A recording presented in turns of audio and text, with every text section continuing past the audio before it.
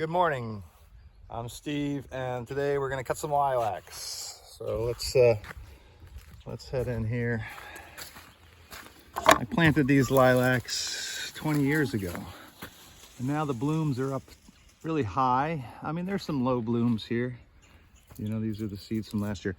So what you want to do with lilacs, what I do, because I learned from the Arnold Arboretum up in Boston, is we kind of grow them in these clusters.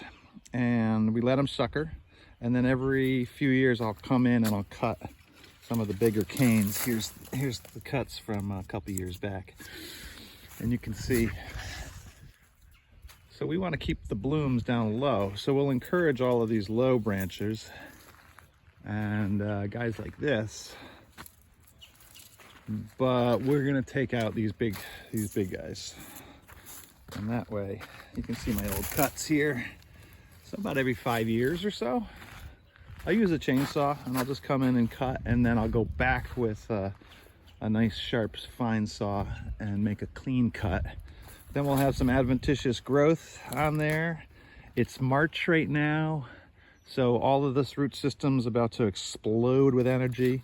So if I make the cut today, within a month's time, I'm just gonna have clusters and clusters of new little buds forming on the bottom.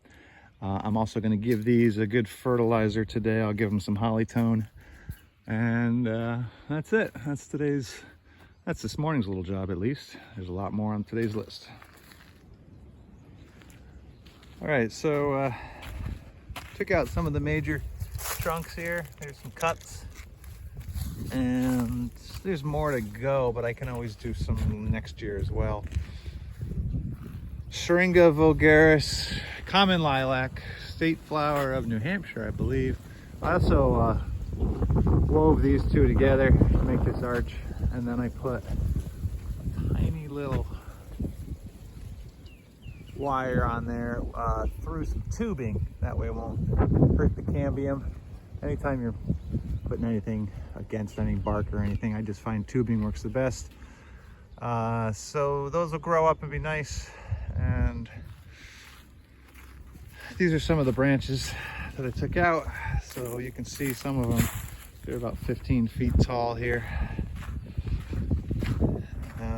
Flowers are all the way at the top, so it's always good practice to remove the thickest wood from your lilacs if you can. That way they don't get too leggy. Syringa vulgaris, common lilac.